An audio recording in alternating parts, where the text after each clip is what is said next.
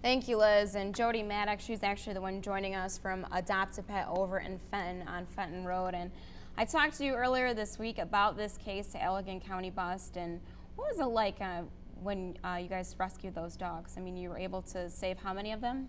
We took in 25. 25, okay. And of those 25 dogs, what was the health like between them? They were completely matted in their own feces and yuck. So a lot of them couldn't even walk because their hair was so tight, and they had blood spots from the hair being so tight. Their teeth are in pretty horrendous conditions just because of the food that they were eating. Okay. Extremely shy. A lot of them won't even look at you. They just kind of belly crawl and try and hide. So conditions were kind of sad, actually. Well, we have some pictures that you sent to us, some of the dogs, pictures before that you, of course, groomed them, bathed them, and helped them get back on their feet. And a little bit about this dog. Notice its fur, so is that the mattedness you're talking about? That is that dog's own excrement, yes. Okay, and here's actually a picture, a little disturbing, of all the dogs just piled together in a cage. Is this what the conditions were like? This is actually good. This is actually the staging area once we got them.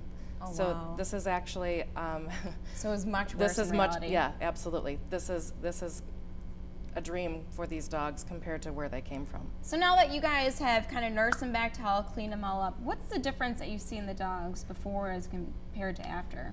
There is an amazing transformation that goes through them. They come in, and like I said, they don't even look at you, and they belly crawl, and they're so scared that they run away from you. And within just a couple of days, just getting bathed, when you touch them and you give them the love and the attention that they so desperately want, then they start holding their heads up high, and they start looking at you. And then after a few days, you get a tail wag, and it's the absolute best feeling in the world. Oh, that is so heartwarming. And I know you have a lot of applications for these dogs that you rescued. But what can you say to people who still want to send in you an application? Just because we have a lot of application, that doesn't mean that you would be discounted. We're going through these applications, and please be patient because there's a lot of them.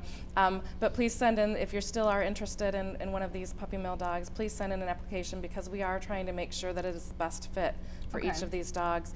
And we also have more puppy mill dogs that are coming from other areas as well. So just because you're not in it for this group Specific of dogs, case, yeah. There are more coming. Okay, well, great. Coming up next, I kind of want you to talk about what to expect when you get a puppy mill dog, so it's not just like getting any dog, and we'll go into those details coming up in our next hour. Thank you so much, Jody. Liz? Thanks.